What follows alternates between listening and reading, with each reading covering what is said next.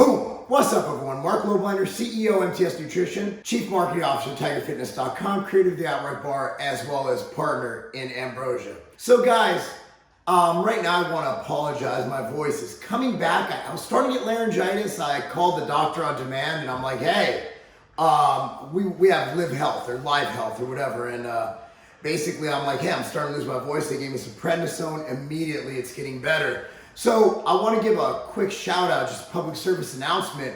If you're like me and you don't have time, you don't like going to doctors, look, the dial-up telehealth is absolutely amazing. But besides the point, I want to talk to you today about making gains. That's right. So do you need to be in a caloric surplus to gain muscle? Do you need to bulk to gain muscle? Do you need to get fat to gain muscle? So I'm going to go into what I feel is the optimal way to do it. I'm also going into, there's certain outliers that happen where you don't have to or you do have to. And also I want to go to my personal anecdote, including when I bulked this year, as well as the years I did it when I wasn't competing, right? So just going in, the best year I had was 2012, meaning that I put on a lot of lean mass. And in 2013, I earned my pro card. Contrary to popular belief, I wasn't on a lot of androgens. I was on simply testosterone. I'd throw in DECA here and there. I wasn't on crazy cycles. Wasn't on insulin, wasn't on HGH. I didn't start HGH till last year. So you can't say that it's because I threw in a lot of drugs, because it wasn't. If you believe it was, that's fine. Nothing I say will ever change your mind. Now, I actually bulked to the point of discomfort, to the point where when I was coaching my kids, because 2012, 2013, I was still coaching their soccer teams at the time, that it was difficult. Katie, if you remember, that's when I coached the Cheetahs to our championship, non-championship year. I want to tell that story, but I'll save it for later. If you guys stick around for this video, you're going to love this story. You're going to love this story, hopefully, or you'll find it to be extremely irritating and racist. Now you gotta watch it. So I couldn't walk upstairs. Like, I'd get out of breath. I felt like I was literally eating to the point of discomfort, but I got up to like 255, 260. That was too much. I still had visible abs, but whatever. And I found that I still got on stage, like my competition weight. I weighed in at around 201, 202 pounds when I got my pro card. Most people think I was in the 220s. But I carved up. If you know how to carve up correctly, I actually put on, I ended up getting on stage around 208 to 210. When I won the NPC Virginia show that year, I was actually 215 to 220, just not as shredded. Now, obviously, I looked better when I earned my pro card because I got really lean, then I filled out. So I had more detail, more etching, better glutes. I just looked a lot better. I looked a lot fuller and probably more of a pro-level bodybuilder when I was doing the Virginia show, because honestly, IFBB pros don't get that fucking lean. They just don't. So I didn't really enjoy that. Fast forward to 2014 through 2019. I had no intention on competing. I stayed between 217 and 223 pounds. And I put on some good muscle. Basically, I got more shredded, but I stayed the same weight. So I actually, and this is with just HRT, I was only on HRT, I did not do one steroid cycle in that time. I was able to put on muscle. I probably put on 2 to 3 pounds of muscle at the same time getting leaner.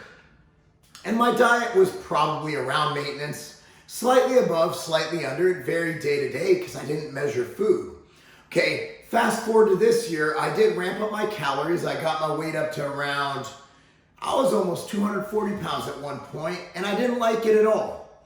Do I think it added? I think I could have stopped at around 230 to 232, but a lot of it was water, and once I stopped eating so much, I cut out a lot of the calories. I just dropped my carbs by like 50. I dropped 5 to 10 pounds in the first week or two because I have a really fast metabolism. So let's get to science.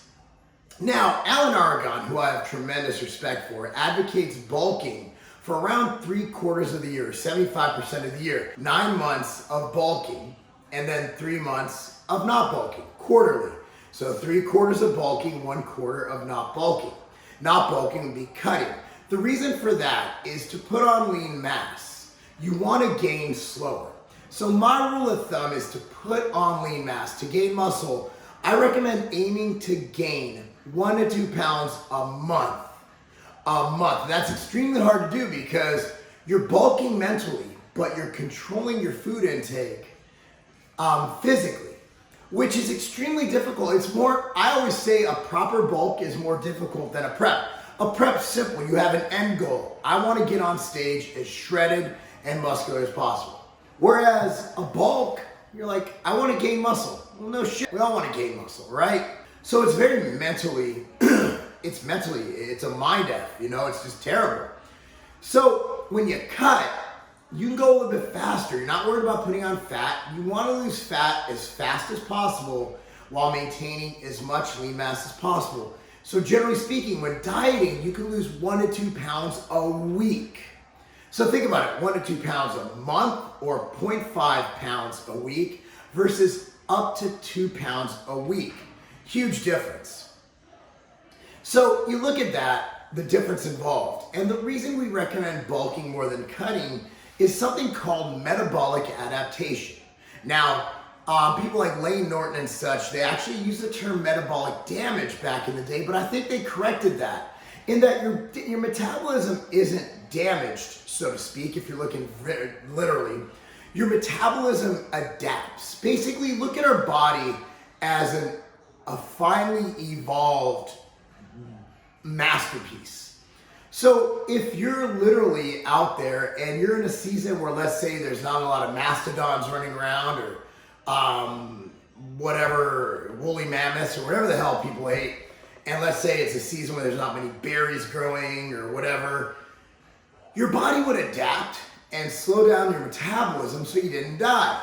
People like me who have really fast metabolisms, we would have died. So generally speaking, the people we see in the world right now have evolved from the people who were able to better store fat and adapt to what was going on around them. Whereas, again, someone like me would die because I wouldn't be able to hunt and eat enough to keep up with my metabolism. So think about it like we got all these metabolic adaptations, all these evolutionary things that happened, and then we started building drive-thrus. We don't have to get out of our car. Hell, I have a stand-up desk right here, but most of you guys are sitting at a desk. We don't even stand up during the day. So you have all these adaptations to nature, and we're not burning as many calories. It's the perfect storm. So at the end of the day, a lot of people will adapt to lower calories. So if you're cutting all the time, if you're doing an hour of cardio every day, you have no variables to play with if you're trying to get into great shape. Sure, it's great for your health, but I'm not talking about health here. Because you can be portly or you can be not lean and shredded, and you're probably gonna be more healthier than someone who's as lean and shredded as faster as me. Because your body's not obese. You're at a perfectly fine fighting weight. You're just not shredded. Right? You're not big, muscular, and shredded. Muscle is horrible. Muscle burns calories. It's metabolically wasting. And it doesn't help you survive as much as fat. Your body prefers to store fat and burn muscle, which is what makes this so hard, right? So your body adapts those lower calories. So what we do when we increase calories throughout the year, you're training your body to adapt to a higher calorie level and hopefully not put on fat. That's why we gain so slow. So that way, when we go to lose weight, let's say 1,000 calories used to be your maintenance when you were just broing it out, just trying to maintain, where you could lose weight on 1,400 calories and get leaner and leaner. So you do go down those 1,000 calories, you're gonna be at a lower body fat with more muscle mass than when you were at the higher calories. So that's why we do it. So let's go back to the question at hand. Can you gain lean mass in a caloric deficit? You're absolutely correct, you can.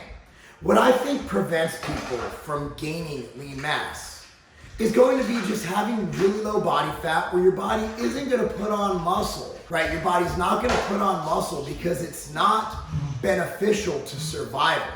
So essentially, you're not gonna put on muscle because you're too lean, which is why I recommend in the off season, let's say you get down to 6% body fat for a show. Those who say they were 3% are frigging liars. You're not 3% body fat. Sorry, you'd be dead. Alberto Nunez got measured like contest shape, stupid lean, at like 7%. You're not 3%, bro. You'd be dead. So let's say you get measured at 7%. Let's say you're Alberto Nunez. You get absolutely shredded. For those who don't know, look at Alberto Nunez, 3D Muscle Journey, great guy. So what I want you to do is I want you to slowly gain. I want you to get your weight and your body fat up to around 12% body fat. Slowly increase to that. There's no reason to ever go over 15% body fat after physique goals. In my opinion, even if you at maintenance at 12 to 15% body fat, your body has enough substrate, enough fat. All fat is stored energy that your body's not going to be like, I don't want to store this muscle because I might die of famine. Your body's going to be like, you know what? I'm good. I got all this fat around me. You know, if I run out of intake, if I'm not getting my carbohydrate, my protein, my fat, I can just take some body fat off here, here, and here and eat that. Because what is fat?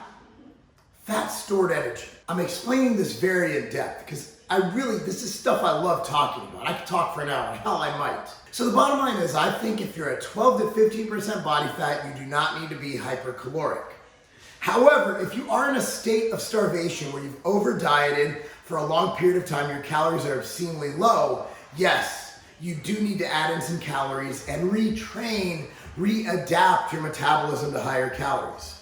So what I learned from me is that once I get to a point where my ab veins are a bit blurred, I know a lot of you guys don't get ab veins. I do. Again, I'm genetically blessed for bodybuilding and fitness. However, if we were cavemen, I'd be dead. No, Katie would live for about a year. She said it first. You guys can't hear it because I have the mic. So basically, it depends on the person, but in summation, if you're above 12% body fat, you're a happy person. Yes, like Katie said, you're a happy person. So it all comes down to how hard you train. A lot of people don't gain muscle, and it's not, everybody's like, oh, diet's 80%. And Jason, you're gonna probably wanna blur this out because the YouTube filters. Shut the up. You don't train hard enough. A lot of people don't train hard enough to grow. Look guys, my body hurts. My knees are shot, my lower back hurts, my elbows are always inflamed. I hurt every single day for gains. You're not training hard enough to grow. You're just not. Make sure you're training hard and make sure your body fat is adequate. Now, if you're dieting for a show, your main goal is to keep all the muscle you have and not lose as much as you might. You're gonna lose some muscle if you get to a contest shred, that's okay, it'll come back. That's what I learned, that's what I recommend. You know, keep your body fat in the 12 to 15% range, don't get too fat, and that way it's easier to diet down. However, if you find that you have very little caloric intake for the amount of muscle and size you have, work with someone like a coach. I offer coaching, MarcLobliner.com. You can hire me, I got bills to pay. Or you can hire other good coaches. Jason Theobald's great, Charlie Boy's great, Alex Kickle, he's the guy helping me because I need a third eye. Alex Kickle, if you're looking for a guy who's not me, he's your guy. But again, it depends on your situation, but that's mine. So, bonus time. Let's talk about the Cheetahs. So, we lived in North Carolina, a town called Burlington. The season was about to start. I signed Cammie up to play on a team. Every other team was practicing, and we weren't. And it was literally 2 weeks before the season. I was traveling a lot. I owned Civation at the time. And I said, Katie, can you please call the league and ask them why we're not practicing? She calls the league, and the league goes, well, Katie, you know, there's nobody who wants to coach the team. So I'm like, you know what? I'm a dad. I got this. But Mark, you've never coached soccer. Yes, I have. I coached Thomas's 3-year-old team, and I wrangled those bastards up like nobody's business. I was like a goddamn sheepdog. So anyway, long story short, I'm volunteered. I'm Coach Marc. I get my shirt, got my whistle, I'm ready to go.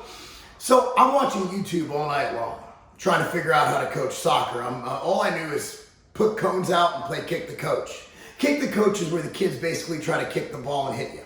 So you're running around and these little kids are these are 6-7-year-old kids, right? 7-year-old kids. I get out on the field. Now it's Gibsonville. For those in North Carolina, it's a small suburb of Burlington, North Carolina. And Burlington's a small suburb of Greensboro and Raleigh. So it's a suburb of a suburb. Let's just say that There's been, I think, in total 2 black people who've ever visited Gibsonville. Luckily for me, they were all on my team. Let me explain. So we get out to the field, and again, knowing Gibsonville's ethnic makeup, we're standing out there, and Katie goes, we're standing there, I got my cones lined up, I got my coach shirt on, and so first kid comes out, black kid, another black kid, black girl, Mexican kid. Okay, we get one white kid.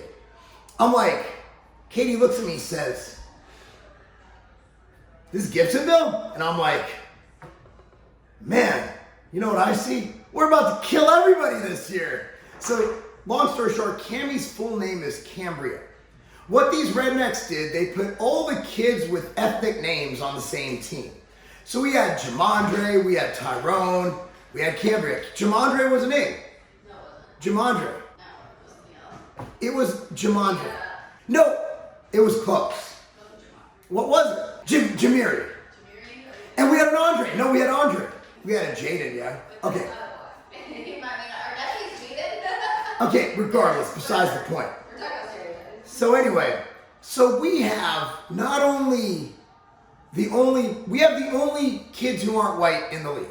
The only Yes. kids. So every other team was whiter than snow. And we had like Cammie, one other white kid, and like a whole bunch of black kids and a couple Mexican kids. I'll tell you what, we killed everyone. We went undefeated because this was the fastest team in the league. It was the funnest time ever. I love those kids. I miss the hell out of them. But it just goes to show you, sometimes when you're trying to be a racist, it'll backfire on you. And that's the story for the day. Hopefully you guys enjoyed it. Coach Marc is in the house, undefeated, the Cheetahs, Gibsonville, North Carolina. Anyway, guys, thanks so much for watching. Honestly, that was one of the greatest experiences of my life. I still, like, to this day, I tell that story with warmth in my heart because those kids came in and they worked their butt off. You know, and we played and we had fun, and the kids don't know. They don't know about any of this going on in the world right now. They just know that they're there to play with their friends. And I was there, and we went and had yogurt nights, and like a lot of the team, like this is a pretty poor area, some areas of that town. So like a lot of the parents couldn't afford snacks for after games. We didn't realize that till 2 games, they didn't bring snacks. Finally I asked, and like, well, you know, it's tough. So we just started, what I did is I went to Walmart and I bought a bunch of moon pies because it's North Carolina. I figured everybody likes moon pies. And it's marshmallow in chocolate, like breading stuff. But you know what? One of the best memories ever. And now that I see, I'm getting crying, I'm going to cry. I'm getting emotional. No, now that I see, Such a baby. yes, it's tough, man. It's like I cry all the time. But now that you see like what your kids You become. have like your estrogen checked or something? I think I need more aromatase inhibitors. But when you see what your kids become, it's what you put into it and how you treat other people and how everything goes. And now that I see what my son and my daughter are becoming as human beings, it's because we had those situations and it was such an awesome experience. But anyway, guys, back to bulking. Don't get fat. That's not a game.